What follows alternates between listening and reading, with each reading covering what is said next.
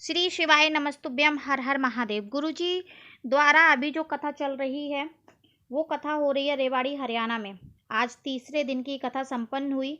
गुरुजी ने कुछ ऐसे उपाय बताए हैं कथा में और साथ ही साथ पत्र भी पढ़े हैं। अगर आपने किसी कारणवश से वो कथा नहीं सुन पाई है तो इस छोटे से वीडियो में आप कथा का पूरा रसतत्व प्राप्त कर सकते हैं। गुरुजी ने काफ़ी अच्छी जानकारी दी, साथ ही साथ कल जो प्रदोष है उसके उपाय बताए हैं।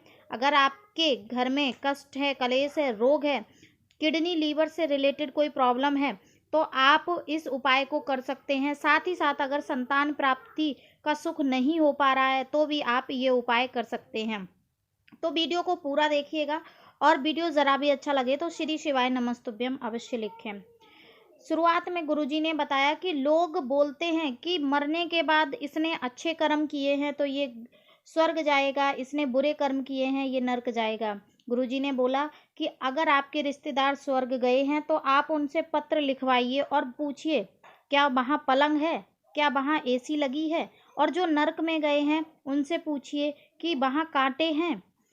ऐसे करके गुरुजी ने बोला कि कोई भी ना नरक जाता है ना स्वर्ग जाता है। अमरनाथ की कथा में बताया है कि पार्वती मैया ने भगवान भोलेनाथ से पूछा था कि व्यक्ति नरक जाता है या स्वर्ग। तो महादेव ने बोला कि जो मुझे एक लोटा जल चढ़ाता है वो पार्वती ना तो नरक जाता है और ना ही स्वर्ग जाता है, वो कैलाश आता है और मेरे साथ ही रहता है।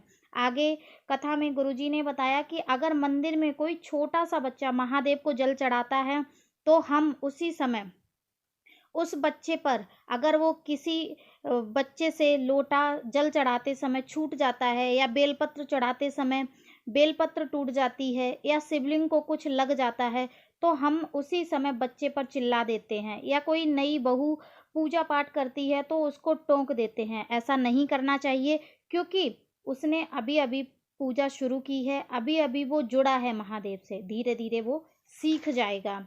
गुरुजी ने आगे बताया कि वो आपका पिता है, कितनी भी गलती कर लो पिता कभी भी अपने बच्चे से नाराज नहीं होता है। आप महादेव को पिता के रूप में, स्वरूप में उनसे अपनी गलती की माफ़ी मांगिए और पिता हमेशा माफ़ करता है। गुरुजी ने आगे बोला कि सलाह देने वाले बहुत मिलेंगे लेकिन सहयोग देने वाले बहुत कम मिलेंगे, यहाँ तक कि ना के बराबर मिलेंगे। शिव पुराण कथा कहती है कि अगर कोई सहयोग देता है तो वो समझिए महादेव का ही रूप है, क्योंकि इस दुनिया में सहयोग करने वाले नहीं हैं बल्कि आपको सलाह देने वाले लोग ज़्यादा मिलेंगे। आगे एक पत्र आया है जिसमें गुरुजी ने पढ़ा है कि पूनम गुप्ता पालम नई दिल्ली से आई हैं। उन्होंने लिखा कि मेरी बेटी का जन्म 2018 में हुआ था। 2020 में उसके शरीर में धीरे धीरे सूजन आ गई। अस्पताल में पता चला कि उसकी किडनी काम नहीं कर रही है, इसलिए सूजन आ रही। फिर वो दिल्ली के हॉस्पिटल कलावती हॉस्पिटल में ले जाकर डॉक्टर से चेकअप कराया तो डॉक्टर ने बोला ये डायलिसिस पर रहेगी और इसका डायलिसिस करना पड़ेगा। गुरुजी 3 साल से हम डायलिसिस करवा रहे थे। 2023 में आपकी कथा सुनी, एक व्यक्ति ने कहा कि सीहोर जाओ, वहाँ से रुद्राक्ष लाओ। सीहोर का पता नहीं था, फिर भी जैसे तैसे हमने सीहोर से एक रुद्राक्ष मंगाया और महादेव के ऊपर गलाकर जल चढ़ाने लगे, बेलपत्र बेटी को खिलाने लगे। आज मेरी बेटी पूर्णतः सही है। गुरुजी हम कथा में आभार व्यक्त करने आए हैं। आगे गुरुजी ने पत्र पढ़ा कि युगंता यादव बाहा रोड अलवर से आई हैं, 2 साल से कथा सुन रही। गुरुदेव मेरे बेटे ने बोल दिया कि अब एग्ज़ाम नहीं देंगे। 2 साल से एग्ज़ाम दे रहा था लेकिन उसका सिलेक्शन नहीं हो पाया। गुरुजी हमने अपने बेटे को बोला कि हारना नहीं है, शंकर पर जल चढ़ा चढ़ा कर अगर आप थक गए हो फिर भी हारना नहीं है, क्योंकि गुरुजी बोलते हैं ना कि कभी हारना नहीं, हार मत मानना, उस महादेव से बोलते रहना, जल चढ़ाते रहना। मैंने मेरे बेटे को भी बोला कि वो सीहोर वाला बोलता है कि ज़रूर सुनते हैं महादेव। गुरुजी अभी उसने एग्ज़ाम दिया और आज बाबा की कृपा से इनकम टैक्स ऑफिसर बन गया। आगे गुरुजी ने पत्र पढ़ा, लवकुश कन्नौजिया दिल्ली चांदनी चौक के निवासी हैं, 42 साल के, जो कि पेशे से धोबी हैं।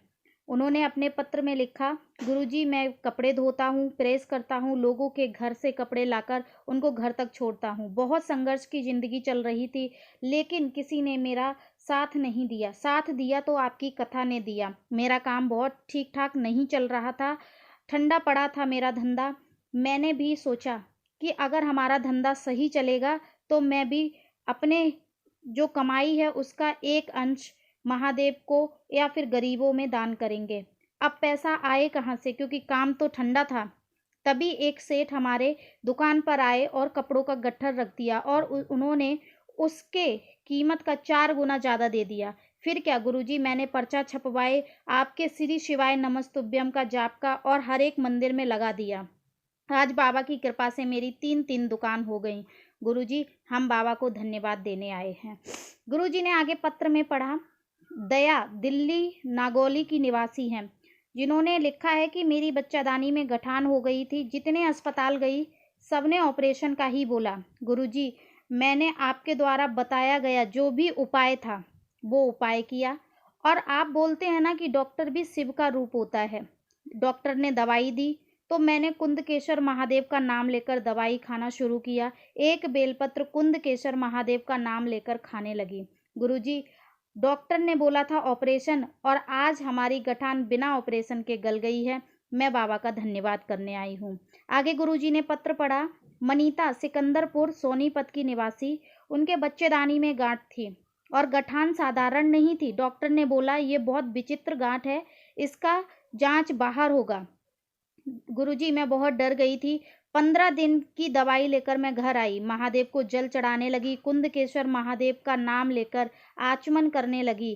15 दिन बाद हम फिर से जांच करवाने गए तो वहाँ गठान नहीं थी, गठान हमारी गल चुकी थी। बाबा का आज हम कथा पंडाल में धन्यवाद प्रदान करने आए हैं, धन्यवाद देने आए हैं। गुरुजी ने एक उपाय बताया है कि जिसका भी लीवर किडनी काम नहीं कर रहा है, वो डायलिसिस पे चल रहा है, डॉक्टर ने बोला कि अब ये डायलिसिस पे ही रहेगा।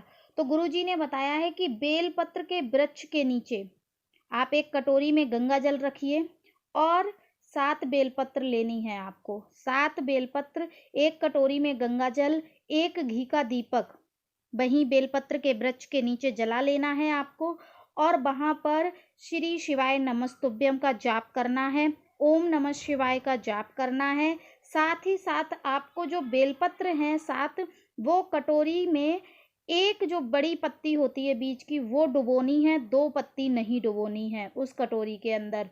और उसके बाद आपको कुंदकेश्वर महादेव और अवधूतेश्वर महादेव के नाम से उस बेलपत्र को महादेव के ऊपर चढ़ा देना है।